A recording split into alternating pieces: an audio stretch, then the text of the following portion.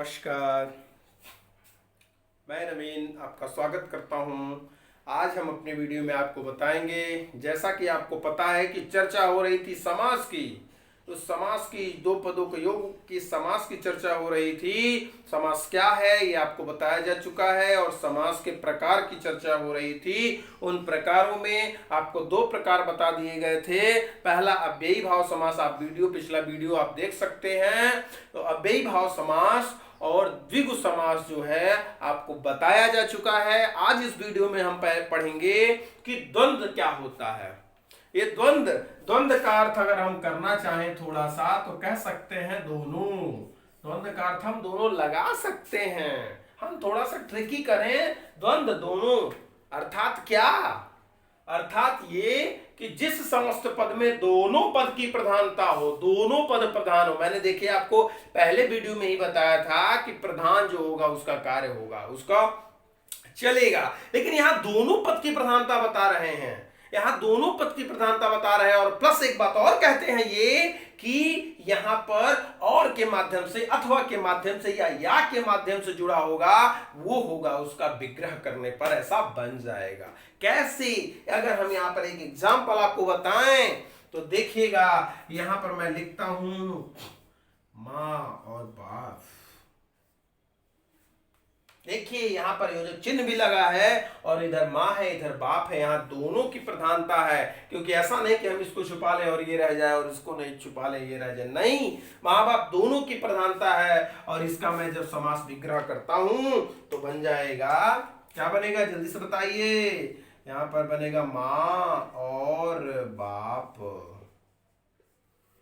ध्यान से अब देखिएगा, कुछ है नहीं इसमें। जिस समस्त पद में दोनों पद की प्रधानता हो और विग्रह करने पर और अथवा या आते हो, उसे हम क्या कहेंगे? द्वंद्व समास कहते हैं। और इस कारण से जब द्वंद्व समास हम कहेंगे, फिर दूसरे नंबर पर आपका आ जाएगा, यहां पर हमने लिखा माँ बाप, माँ और बाप। दूसरा एग्जाम्पल अगर हम लिखना चाहें तो लिख सकते हैं दिन रात। इसको हम समास विग्रह करेंगे अगर, तो यहां पर आपका हो जाएगा ये दिन और रात, ऐसा बन जाएगा। बताइएगा जल्दी से। तो यहां पर दोनों पद की प्रधानता है, ठीक है, यहां पर दोनों पद की प्रधानता हो जाती है। कई ऐसे एग्जाम्पल हैं हम लिख सकते हैं। और ज्यादातर आपको मैं बता दूं, अगर थोड़ा ट्रिकी आपको बताऊं, कि इसमें जितने विलोम शब्द हैं, दिन रात सुबह शाम दाल रोटी, जितने भी विलोम शब्द हैं, या प्लस जितने हमारे रिश्ते हैं, मामा मामी दादा दादी चाचा चाची काका काकी फूफा फूफी मौसी मौसा, जितने भी विलोम शब्द हैं और जितने भी रिश्ते हमारे आते हैं, वो सब इस द्वंद्व समास में आपका हो जाएगा। सबसे अच्छा भाई रिश्ते तो आप जानते ही हैं, मामा मामी दादा दादी नाना नानी काका काकी चाचा चाची। तो जितने रिश्ते हैं और विलोम शब्द, ये सब जो हैं वह द्वंद्व समास में आपका हो जाएगा। अगर यहाँ पर पाप पुण्य की बात करें तो यहाँ पर हम लिख सकते हैं पाप, या भी लिख सकते हैं पाप या पुण्य, पाप और पुण्य भी लिख सकते हैं। और एक और एग्जाम्पल हम लिखते हैं यहाँ पर लाभ हानि। देखिए उल्टा हो गया है, लाभ और हानि। अगर इसका हम समास विग्रह करेंगे तो हो जाएगा लाभ या हानि, हो जाएगा। एक और एग्जाम्पल हम देख लेते हैं, एक और एग्जाम्पल हम लेंगे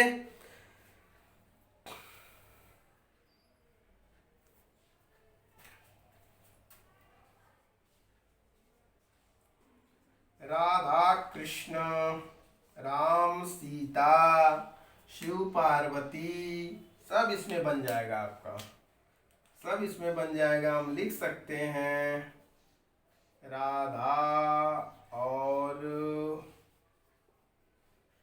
कृष्ण।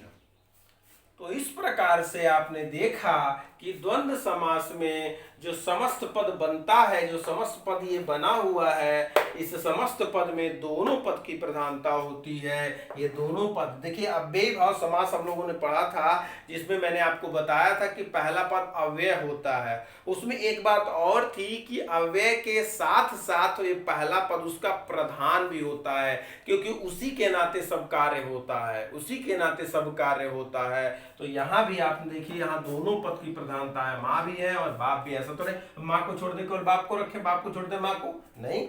उसी प्रकार से ये सब एक से एक दूसरे से वो है, कनेक्ट है। बीच में योजक चिन्ह आपको मिल जाएगा और हम उसको क्या कह देंगे। अगर यही पूछता है लाभ हानि में कौन सा समास है, तो आप बता सकते हैं कि द्वंद्व जिसके दोनों पद की प्रधानता हो वह द्वंद्व समास होगा। हो जाएगा कि नहीं हो जाएगा, बताइए इसको। देखिए,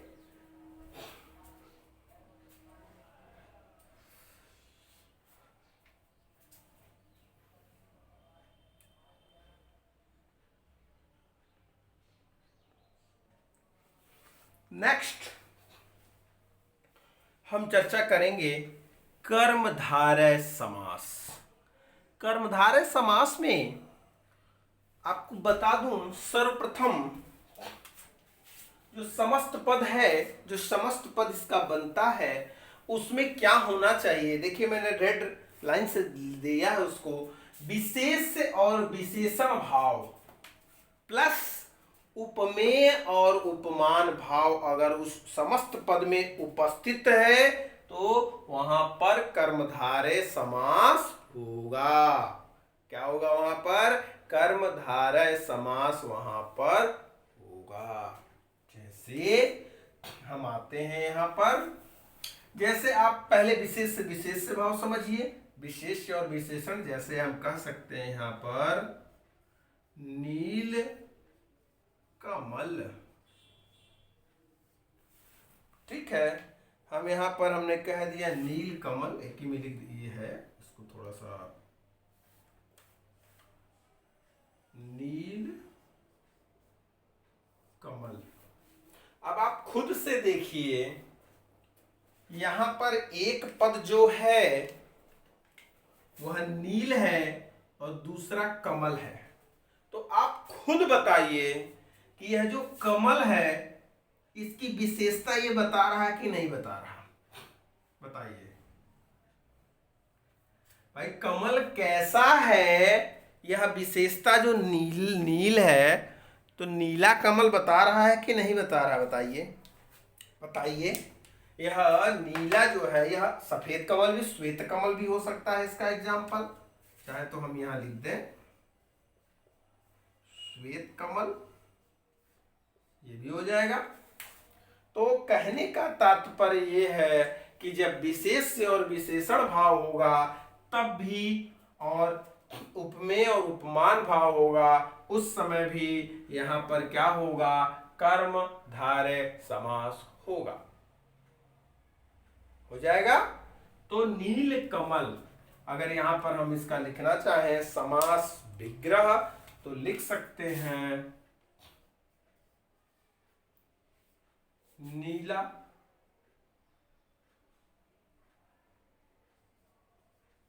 है कमल, ठीक है, लिख सकते हैं नीला है। चाहे तो ऐसे भी लिख सकते हैं, इसको हम मिटा करके नीला है जो कमल। उसी तरह इसका अगर हम करें तो बन जाएगा, श्वेत का अर्थ होता है सफेद, सफेद है जो कमल। तो आप देखिए यहां विशेष से और विशेषण भाव आपका आ रहा है, तो वहां पर हम लिख लेंगे, क्या हो जाएगा बताइए। चलिए एक और एग्जांपल देख लेते हैं, कमल नयन। अब आप अगर यहां ध्यान से देखेंगे तो नयन की विशेषता तो बता ही रहा, ये जो नयन का ये क्या है, नयन की उपमा जो है कमल से दी जा रही है, कि जो आपका नयन है वो कैसा है, कमल के समान है। तो यहाँ पर हम इसका अगर समास विग्रह करेंगे तो हो जाएगा कमल के समान नयन, कमल के समान हो गया क्या? नयन। तो आप देखिए यहाँ पर भी ये नयन की उपमा दी जा रही है, उपमेय और उपमान की गणना की जाएगी यहाँ पर। अब देखिए यहाँ पर नयन जो है वह उपमेय हो जाएगा, उपमान कमल से इसकी उपमा दी जा रही है, तो कमल क्या हो जाएगा? इसको हम उपमान कर सकते हैं और इसको हम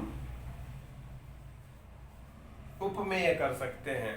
तो जहां उपमेय उपमान भाव उपस्थित होता है प्लस विशेष से विशेषण भाव उपस्थित होता है, वहां पर कर्मधारय समास ही होगा। और एग्जाम्पल हम देख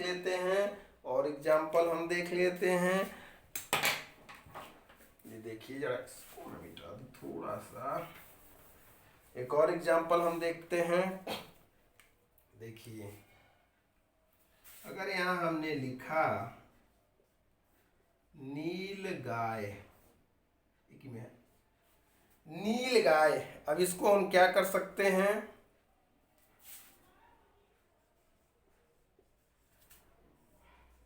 नीली है जो गाय, नीली है जो गाय, वो हो गया आपका नील गाय। हो जाएगा कि नहीं हो जाएगा? बताइए इसको। हो जाएगा? हो जाएगा। तो इस प्रकार से आपने देखा कि कर्मधारय समास में जब विशेष से विशेषण भाव तथा उपमेय उपमान भाव उपस्थित होता है तो वहां पर हम उसे क्या कहते हैं? कर्मधारय समास कहते हैं। और विशेष से विशेष भाव आपने देखिए नीलकमल, और आपने उपमेय उपमान भाव कमल नयन में उपमेय उपमान भाव देख लिया। एक और एग्जाम्पल हम देख लेते हैं, यहां पर लिखता हूं मैं चंद्रमुख।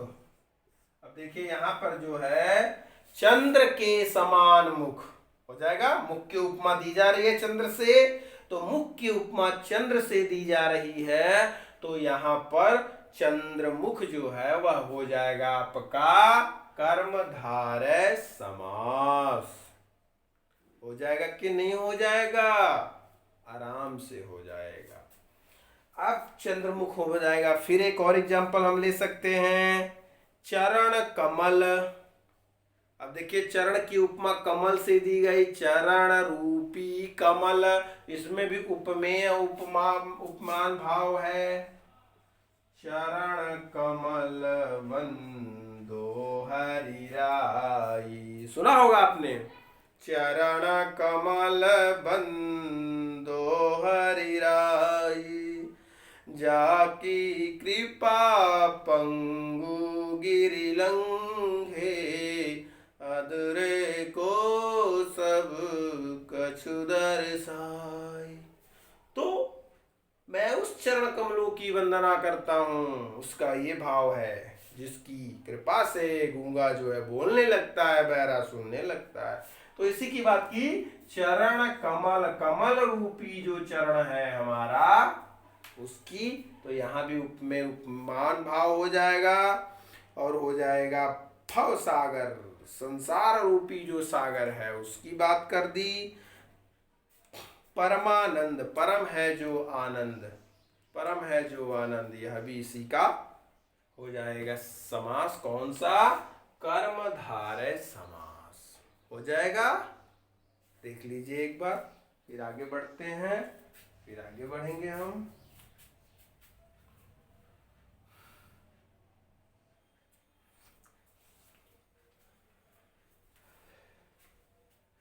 नेक्स्ट आता है बहुव्रीहि समास। बहुव्रीहि समास, इस बहुव्रीहि समास का नियम जो है वो कहता है कि समस्त पद में जो समस्त पद बनता है उसमें कोई पद प्रधान ना हो। क्या कह रहा है ये? जिसमें कोई भी पद प्रधान ना हो, ना तो पूर्व पद की प्रधानता हो और ना ही उत्तर पद की प्रधानता हो। अरे फिर क्या हो भाई? अब भाई प्लस जो पूर्व पद है उसकी भी प्रधानता आप कह रहे ना हो, उत्तर पद हो उसकी भी प्रधानता ना हो, तो फिर क्या हो? फिर हो क्या? तो लिखा इन्होंने कोई अन्य पद की जब प्रधानता होगी तो वहां पर अन्य का अर्थ हो सकता है तीसरा भी आप लगा लीजिए, या और कोई भी मतलब तीसरे पद की प्रधानता अगर होगी तो हम उससे क्या कहेंगे? अब देखिए यहां पर अगर हम देखें 10 प्लस आनन, आनन मतलब होता है मुख, इसको मैं थोड़ा सा तोड़ रहा हूं तो आपका दशानन बन जाएगा। देखिए यह दशानन तो बन गया, यह दशानन तो बन गया, लेकिन अब आप कहेंगे कि यहां पर पहला पद दश है और दूसरा पद आनन, आनन का अर्थ होता है मुख और दश का अर्थ तो 10 है ही, तो इसका मतलब पहला पद संख्यावाची हो गया। तो आप कह देंगे कि ये तो संख्यावाची है, और जैसे ही संख्यावाची होगा तो फिर क्या हो जाएगा? बोलिए। आप कह देंगे कि अगर संख्यावाची है तो इसका मतलब ये है कि यहां पर क्या हो जाएगा? यहां पर द्विगु समास हो जाएगा, आप ये कह सकते हैं। लेकिन थोड़ा सा आपको मैंने इसीलिए कहा था, जो विशेष नियम है उस वीडियो को आप देखिएगा ध्यान से, मैंने बताया था जो विशेष नियम है वो क्या है। साधारण केस में तो ऐसा होगा कि पहला पद अगर संख्यावाची है तो वह द्विगु समास होगा, लेकिन यहाँ विशेष केस ये है कि 10 तो 10 तो हो गया, मुख दशानन जब बना तो यह जो है, अब यहां पर देखिए इस दशानन का अगर हम अर्थ करते हैं, इस दशानन का अगर हम अर्थ करते हैं तो बनेगा, यहां पर इसका पहले विग्रह कर लेते हैं। 10 है आनन जिसके, अब भाई यहां ये बात आई कि 10 है आनन जिसके, तो क्या, तो फिर यहां पर आएगा अर्थात, फिर अर्थात के बाद यहां पर लिखा जाएगा रावण। अब छोटी सी बात आप समझ लीजिएगा, यहां पर देखिए पहला पद 10 था, दूसरा पद आनन था, लेकिन यहां पर जब हमने समास विग्रह किया तो ये किस पद पर आया? भले ही ये इससे कोरिलेट है, रिलेट है, लेकिन ये आया तो रावण ना। तो देखिए ना, तो पहला पद यहां दिख रहा है और ना ही आनंद दूसरा पद यहां दिख रहा है, ये तो कोई अलग ही पद है। इसीलिए यहां पर कहा गया है कि समस्त पद में से कोई पद प्रधान ना होकर कोई अन्य पद की प्रधानता होती है तो वहां पर बहुव्रीहि समास कहलाएगा, वहां पर बहुव्रीहि समास कहलाएगा। अब आपको देखना है, एक और एग्जाम्पल मैं आपको बताऊंगा, एक और एग्जाम्पल मैं बताता हूं आपको। यहां पर हम लिख सकते हैं चक्रधर। अब देखिए पहला पद चक्र है, दूसरा पद धर है, तो इसका जो हम बताएंगे, इसका वो होगा समास विग्रह जो होगा तो हो जाएगा चक्र को धारण करने वाला।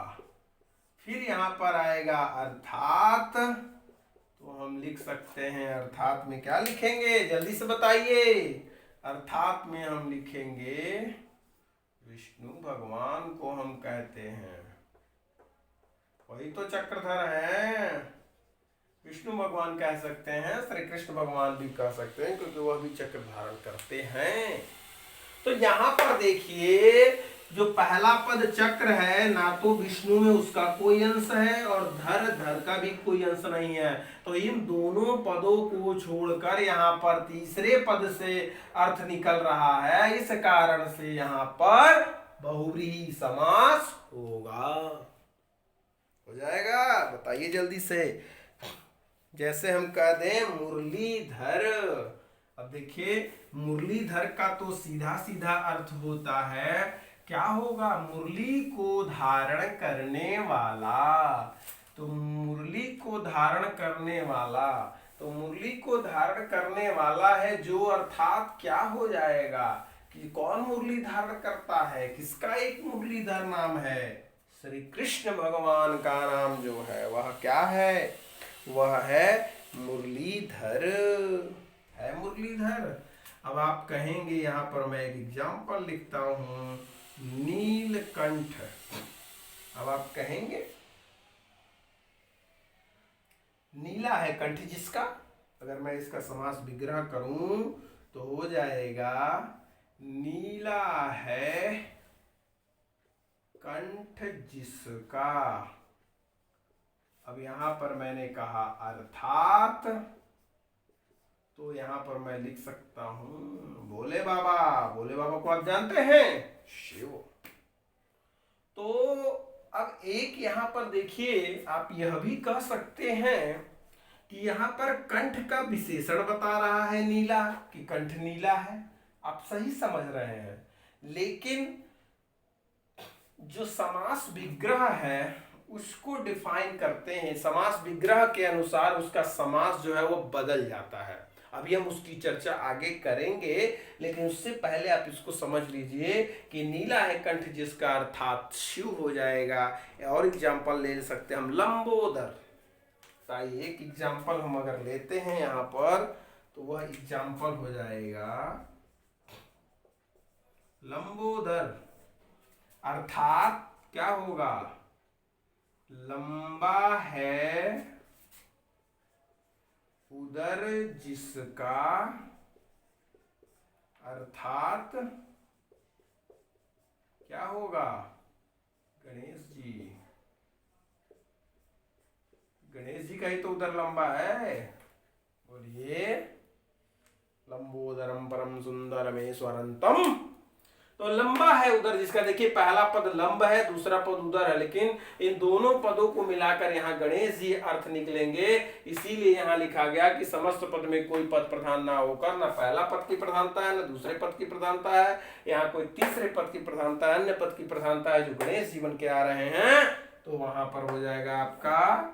लेकिन आपको समास विग्रह इसी तरह करना है, लंबा है उदर जिसका, किसका, ये क्वेश्चन आपके मन में आना चाहिए। बहुब्रीहि समास में हमेशा ये क्वेश्चन आपके मन में आएगा, मुरली को धारण करने वाला है जो, अर्थात कौन भाई, श्री कृष्ण भगवान।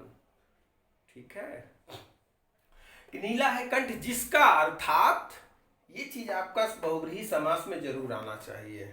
ठीक है, एक एग्जांपल और देख लेते हैं हम लोग। एक दंत, एक दंत, एक है दांत जिसके, अर्थात एक दंत है जिसका, अर्थात गणेश जी। और हम कह सकते हैं गिरधर, गिरी को धारण करने वाला, गिरधर तो आप जानते हैं, मेरे तो गिरधर गोपाल दूसरो न कोई, जाके सिर मोर मुकुट मेरो पाति सोई, मेरे तो गिरधर गोपाल दूसरो न कोई, मेरे तो गिरधर गोपाल दूसरो न कोई। गिरधर गोपाल, तो गिरिधर, गिरी को धारण करने वाले, अर्थात श्री कृष्ण भगवान। तो ऐसे ही हमको रिलेट करके उसको हम बहुब्रीहि समास बना लेंगे। ऐसे कई एग्जाम्पल हैं, गजानन, गज है आनंद जिसका, गज के समान आनंद है जिसका।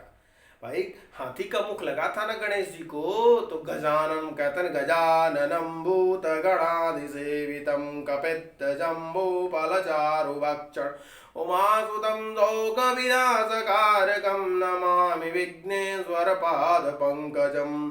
तो गजाननम, तो गजानन जो है जिसके, गजा हाथी के समान जिसका क्या है, मुख है, उसको हम क्या कहेंगे, गणेश जी। तो इस प्रकार से आप बहुब्रीहि समास कर सकते हैं, और मेरे ख्याल से कोई आपको कठिनाई इसमें नहीं होगी। एक बार देख लीजिए, एक बार आप देख सकते हैं।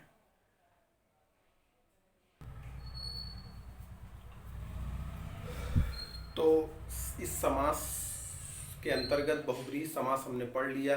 अभी समास और भी हैं, पर इसकी चर्चा हम अगले वीडियो में करेंगे। इस वीडियो में इतना ही, तब तक के लिए धन्यवाद।